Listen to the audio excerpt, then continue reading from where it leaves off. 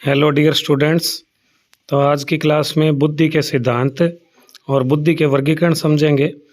और लगभग सभी परीक्षाओं के अंतर्गत जैसे रीट है या सेकंड ग्रेड है, फर्स्ट ग्रेड है, पीटीआई के पेपर में सभी में इसमें से लगभग 2 प्रश्न हमेशा पूछे जाते हैं।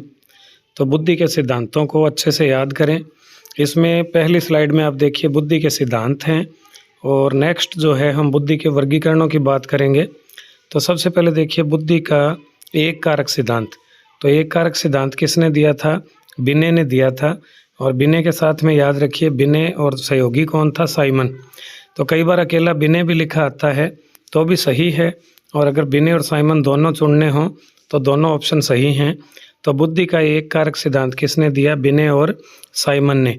और याद रखिए जो एक कारक सिद्धांत है उसके अंतर्गत बिने कहता है कि प्रत्येक व्यक्ति के जो मस्तिष्क में एक विशेष प्रकार की योग्यता होती है जिसके आधार पर वो व्यक्ति अपने जीवन के निर्णय लेता है। और ये जो एक कारक है इसे एक सत्तात्मक सिद्धांत भी कहते हैं। और ये एक जो कारक है इसकी इतनी ज़्यादा इसका महत्व बताया है बिने ने कि व्यक्ति अपने किसी भी कार्य को जब करता है तो उसके लिए जो विल पावर आती है वो इस एक कारक से आती है। और जो खिलाड़ी होते हैं या गणित और तर्क शक्ति के विद्यार्थी होते हैं उनमें ये एक कारक जो है बहुत मजबूत होता है, इसलिए वो शीघ्र निर्णय ले लेते हैं किसी भी चीज़ का। तो एक कारक सिद्धांत किसने दिया? बिने। और सहयोगी कौन था? साइमन। फिर देखिए 2 कारक और 3 कारक, ये दोनों ही सिद्धांत किसके हैं? स्पीयरमैन के। तो इन्हें याद कीजिए 2 कारक और 3 कारक।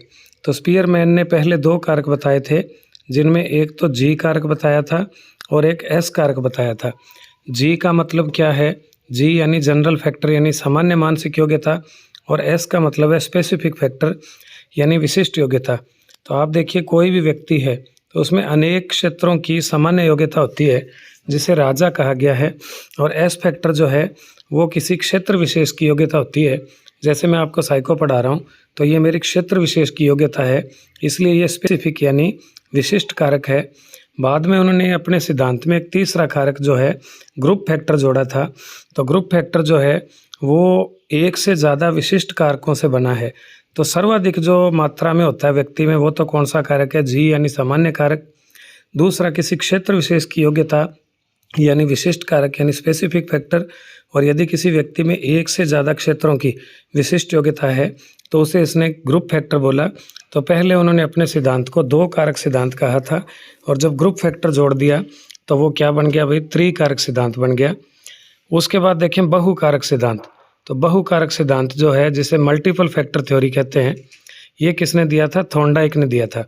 तो याद कीजिए थॉर्नडाइक का मल्टीपल फैक्टर थ्योरी सिद्धांत है, और इसे मात्रा सिद्धांत भी बोलते हैं, इसे परमाणुवादी सिद्धांत भी कहा जाता है, और साथ ही साथ इसे बालू के ढेर का सिद्धांत हीप ऑफ सैंड थ्योरी के नाम से भी जाना जाता है।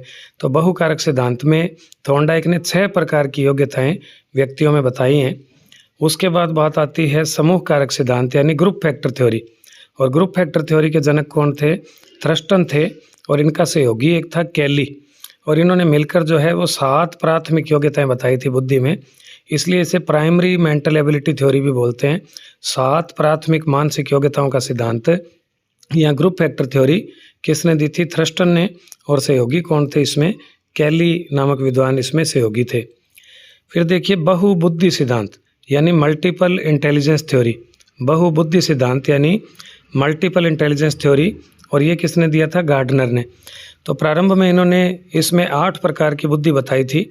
उसके बाद इन्होंने 1998 में 9वां प्रकार बताया, और फिर उसके बाद जो है इन्होंने अपने सिद्धांत का समय समय पर परिवर्तन किया।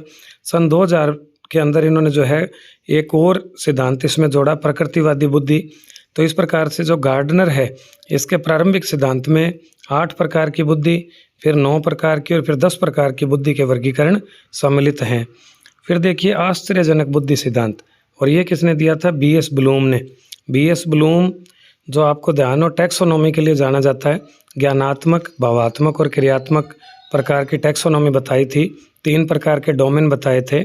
तो आश्चर्यजनक बुद्धि सिद्धांत जो है इसके अंतर्गत ब्लूम कहता है कि बुद्धि नाम की कोई चीज़ नहीं होती, बल्कि समय के अनुसार व्यक्ति को जो अनुभव प्राप्त होते हैं वही बुद्धि है। ऐसा ब्लूम ने आश्चर्यजनक बुद्धि सिद्धांत में कहा था। फिर एक थ्योरी है, कौन सी थ्योरी है? संकाय सिद्धांत। और संकाय सिद्धांत जो है ये किसने दिया था? रीड नामक विद्वान ने। इसे शक्ति सिद्धांत भी कहते हैं। और रीड के अनुसार व्यक्ति के मस्तिष्क में 30 प्रकार की शक्तियाँ होती हैं और उनमें बुद्धि भी एक शक्ति है। तो रीड ने कहा कि हमारा जो मस्तिष्क है वो संकायों में बंटा है और एक प्रकार की मानसिक योग्यता एक संकाय में निवास करती है।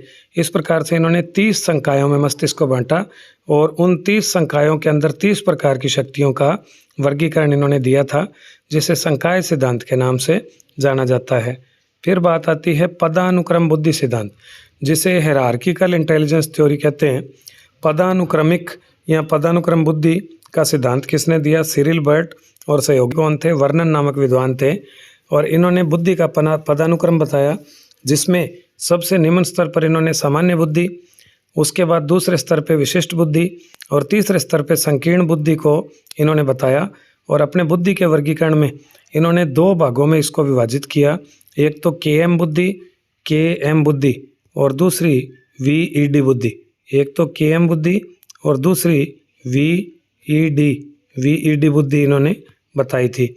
KM बुद्धि का मतलब काइनेटिक मोटर बुद्धि अर्थात गामक बुद्धि, और VED का मतलब है वर्बल एजुकेशनल यानी शाब्दिक और शैक्षिक बुद्धि इन्होंने बताई थी। यूँ कहें कि एक तो मूर्त प्रकार की है और एक अमूर्त प्रकार की बुद्धि इन्होंने बताई थी पदानुक्रम बुद्धि सिद्धांत में।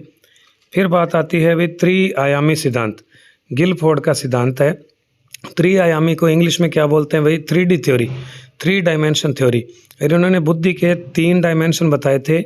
एक तो संक्रिया, एक विषय वस्तु और एक दोनों से मिलकर उसका उत्पाद। संक्रिया का संबंध वंशानुक्रम से प्राप्त क्षमताओं से है, विषय वस्तु का संबंध वातावरणीय क्षमताओं से है और उन दोनों को मिला के इसके उत्पाद निर्मित होते हैं। प्रारंभ में इन्होंने इसमें कुल जो संकाय थे, कुल खंड थे, उसकी संख्या 120 बताई थी। उसके बाद इन्होंने अपने संशोधन में 150 और एक फिर संशोधन किया 1988 में, जिसमें इसकी संख्या 180 बताई। तो बुद्धि कितने खंडों में विभक्त है? गिलफोर्ड के अनुसार 180 खंडों में विभक्त है।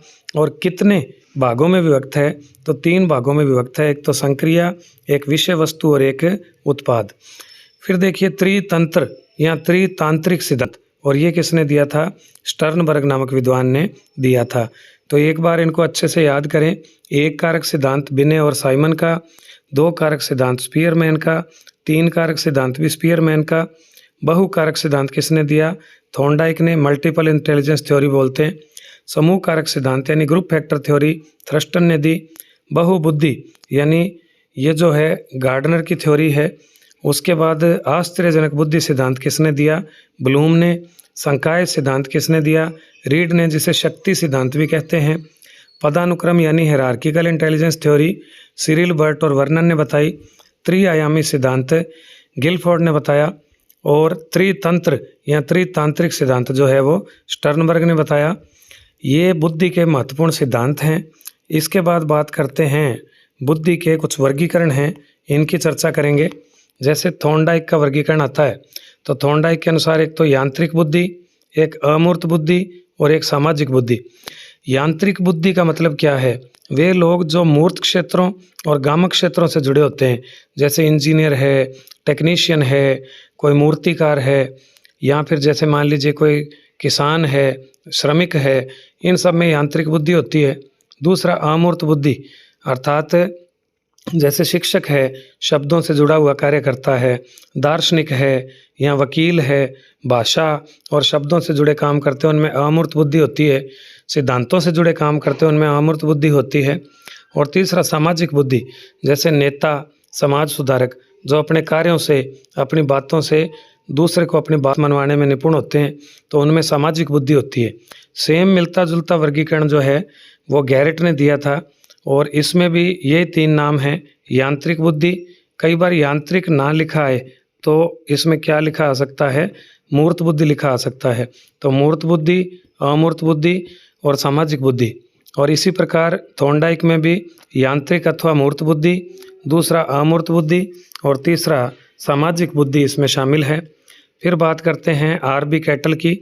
तो कैटल ने दो प्रकार की बौद्धिक क्षमताएं बताई, एक तो तरल बुद्धि और दूसरी ठोस बुद्धि। तरल बुद्धि का संबंध वंशानुक्रम से प्राप्त मानसिक योग्यताओं से है, जो जन्मजात मानसिक क्षमताएं होती हैं, और व्यक्ति जैसे जैसे वातावरण से अंतःक्रिया करता है तो उसकी बुद्धि में जो अनुभव जुड़ते हैं उसके कारण उसकी बुद्धि परिपक्व होती है, तो उसे इसने ठोस बुद्धि कहा है। तो तरल बुद्धि और ठोस बुद्धि आ जाए तो किसका है? कैटल का। और एक आता है हैब का वर्गीकरण, जिसमें कै बुद्धि और खे बुद्धि इंग्लिश में लिखा है तो ए और बी इंटेलिजेंस आता है। कै बुद्धि का संबंध तरल बुद्धि से है और खे बुद्धि का संबंध ठोस बुद्धि से है।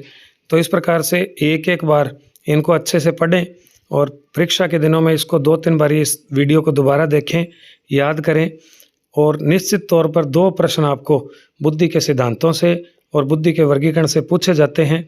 बहुत ही उपयोगी वीडियो है, और अगर आपको ये वीडियो अच्छा लगे तो मेरे चैनल को सब्सक्राइब करें, लाइक करें, शेयर करें, अपने साथियों को भी बताएं, ताकि मैं और अच्छे वीडियो आपके लिए ला सकूं। अगला वीडियो लेकर फिर मिलेंगे। Thank you.